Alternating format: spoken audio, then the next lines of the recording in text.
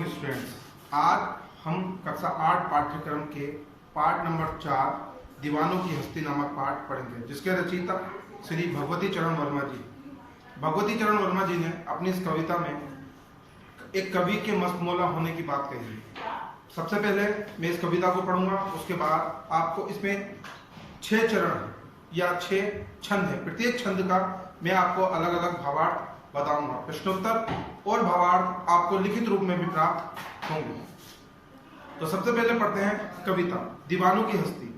हम दीवानों की क्या हस्ती है, आज यहाँ कल वहां चले। हम दीवानों की क्या हस्ती, आज यहाँ कल वहां चले। मस्ती का आलम साथ चला, हम धूल उड़ाते जहां चले। आए बनकर उल्लास अभी, आंसू बनकर बह चले अभी। सब कहते ही रह गए, अरे तुम कैसे आए और कहां चले। किस ओर चले यह मत पूछो, किस ओर चले यह मत पूछो। चलना है बस इसलिए चले, जग से उसका कुछ लिए चले। जग को अपना कुछ दिए चले। दो बात कही दो बात सुनी, कुछ हंसे और फिर कुछ रोए। छककर सुख दुख के घूंटों को हम एक भाव से पिए चले। हम भिकमंगों की दुनिया में स्वच्छंद लुटाकर प्यार चले। हम एक निशानी सी और पर ले, सफलता का भार चले। अब अपना और पराया क्या, आबाद रहे रुकने वाले। हम स्वयं बंधे थे और स्वयं हम अपने बंधन तोड़ चले। श्री भगवती चरण वर्मा जी ने इस कविता में एक कवि के मस्तमौला होने की बात कही है। उन्होंने कहा है, सर्वप्रथम मैं इस कविता का आपको सार बताता हूँ। इस कविता का सार यह है कि कवि ने कहा है कि कवि मस्तमौला होते हैं, उन्हें लाभ हानि सुख दुख सब एक समान लगते हैं। जीवन में प्रत्येक स्थान पर उनका जाना रुकना चलना सब एक सामान्य प्रक्रिया है। वो जहां जाते हैं वहीं के हो जाते हैं और हमेशा वहीं रहते हैं। अब प्रत्येक छंद के अनुसार मैं आपको इसका भावार्थ बताऊंगा। सबसे पहला छंद है, हम दीवानों की क्या हस्ती है। तो कवि इसमें कहते हैं कि हम दीवानों की क्या हस्ती है, हम दीवानों की क्या हस्ती है। अर्थात वो इस घमंड में नहीं रहते कि वे बहुत बड़े आदमी हैं और ना कभी किसी कवि का कोई मलाल होता है। कवि स्वयं भी एक दीवाने हैं और बस अपनी मस्ती में रहते हैं। उनकी इस मस्ती और खुशी के आगे गम टिक नहीं पाते और धूल की तरह उड़नछू हो जाते हैं। अब दूसरा छंद, आए बनकर उल्लास। उसके इन पंक्तियों में कविवर श्री भगवती चरण वर्मा जी कहते हैं कि हम कवि मस्तमौला लोग जहां भी जाते हैं वहां का माहौल खुशियों से भर जाता है और जब उस जगह से आने लगते हैं तो सब लोग काफी दुखी हो जाते हैं। लोगों को उनके जाने का पता तक नहीं चलता। लोगों के मन में ही उनके जाने का अफसोस रहता है, उनके जाने का अफसोस करके ही रह जाते हैं कि कभी कब आए और कब चले गए। इसलिए कभी कहते हैं कि एक जगह टिक कर रहना उनका स्वभाव नहीं है और उन्हें घूमते फिरते रहना पसंद है।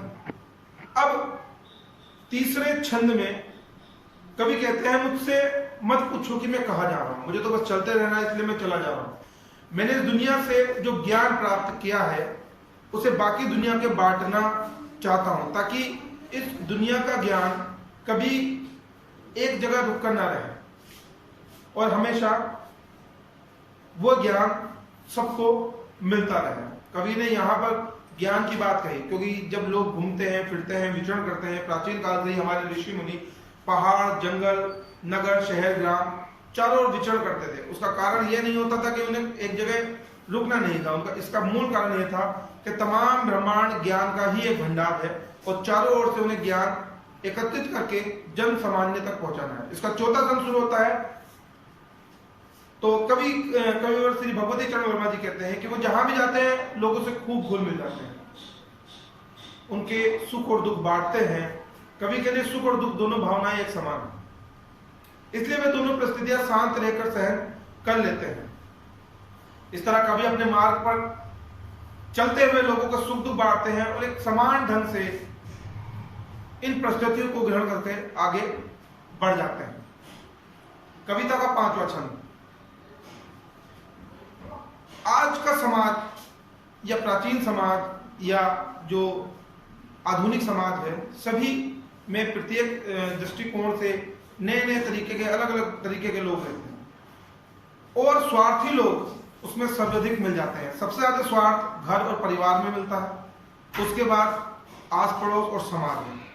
उन्हीं चीजों को देखते हुए कविवर ने इस छंद की रचना की है। वो कहती है दुनिया बड़ी स्वार्थी है, ये दुनिया बड़ी स्वार्थी है। लोग स्वार्थ में इतने अंधे हो चुके हैं कि भिखमंगों की तरह कुछ ना कुछ मांगते रहते हैं। हमेशा दूसरों से चाहत होती है कि वहां से कुछ मिल जाए, यहां से कुछ मिल जाए, देने का कुछ नहीं सोचते हैं। मगर कभी स्वार्थी नहीं, इसलिए अपने स्वार्थी दुनिया पर बिना किसी शर्त अपना अनमोल प्यार लुटाया है। कभी स्वयं को स्वार्थहीन बताते हैं। वो कहते हैं कि मुझे किसी भी चीज का स्वार्थ नहीं है और मैं संपूर्ण विश्व पर एक समान प्यार लुटाना चाहता हूं। कवि ने काफी बार असफलता का स्वाद भी चखा।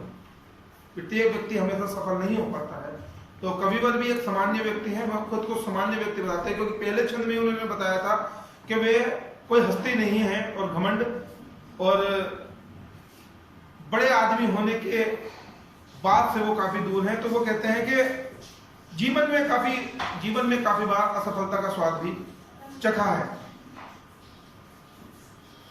कि, लेकिन इसका बोझ कभी किसी कवि के मन पर नहीं रहा। उन्होंने काफी बार अपने मन में असफलता के बारे में सोचा, मगर कभी इस चीज का बोझ अपने मन में नहीं लिया, किसी दूसरे व्यक्ति पर इसका भार नहीं डाला। कवि ने स्वार्थी दुनिया को भरपूर प्यार दिया और कभी किसी से उस प्रेम के एवज में कुछ प्राप्त करने की नहीं सोची। अब इस कविता का अंतिम छंद, जिसमें कविवर कहते हैं कि दीवानों की हस्ती कविता में भगवती चरण वर्मा जी ने अपनी इन अंतिम पंक्तियों में कहते हैं कि अब उनके लिए दुनिया में कोई भी अपना या पराया नहीं। देखिए, यहाँ कवि ने कहा कोई भी अपना या पराया नहीं है, अर्थात अपना और पराया नहीं का मतलब ये होता है कि ना ही उन्हें किसी से विशेष प्रेम है कि वो अपना सर्वस्व किसी एक व्यक्ति विशेष के लिए लुटा दे। वो सारे ब्रह्मांड को, सारी दुनिया को एक मानते हैं। जो लोग मंजिल पर आकर अंतिम पंक्ति में कवि कहते हैं कि अब उनके लिए दुनिया में कोई भी अपना पराया नहीं है। जो लोग उनके साथ चलते हैं वो अपने हैं, और जो मंजिल पर पहुंचकर लोग ठहर जाते हैं वो भी अपने हैं। जो मंजिल पर पहुंचकर रुक जाते हैं, आगे नहीं जाना चाहते हैं, कविवर उन्हें भी आशीर्वाद देते हैं कि उनका जीवन सुखी और आबाद रहे। मगर कभी खुद एक बंधन में बनकर नहीं रहना चाहते, इसलिए उन्होंने अपने सारे सांसारिक बंधन तोड़ दिए हैं और वे अपने चुने हुए मार्ग पर आगे बढ़ते चले जा रहे हैं। अब वे अपने घुमक्कड़ और घूमने वाले जीवन में ही खुश और संतुष्ट हैं। अर्थात ये इस पूरी कविता का सारांश मैंने आपको बताया। प्रत्येक छंद का जो भावार्थ है मैंने उसको छंद के अनुसार से आपको मैंने इसे बता दिया। लिखने का तरीका आपको मैं पूर्व में बता सकता हूँ, जब कक्षा में मैं आपको पढ़ाता हूँ कि सबसे पहले संकेत, उसके बाद संदर्भ, उसके बाद भावार्थ। इस कहानी का संदर्भ, इस कविता का संदर्भ हम लिखेंगे कि प्रस्तुत पंक्तियां हमारे पाठ्य पुस्तक बसंत भाग 3 के पाठ संख्या 4 दीवानों की हस्ती नामक पाठ से लिया गया है, जिसके रचयिता श्री भगवती चरण वर्मा जी हैं। और उसके उपरांत आप इसका भावार्थ लिखेंगे। भावार्थ यही होगा जो मैंने आपको यहाँ पर अभी वर्णन किया है, और इसका लिखित रूप भी आपको प्राप्त हो जाएगा। आपको निरंतर रूप से आपका पाठ्यक्रम होमवर्क मिलता रहेगा।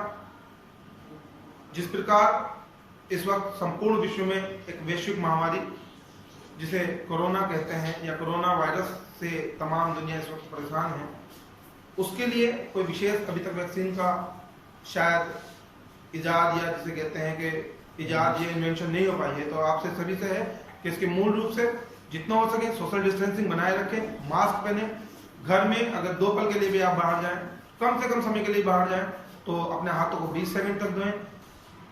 टॉयलेट से आते वक्त, जाते वक्त, खाना खाने से पहले हाथों का अच्छे से धोएं।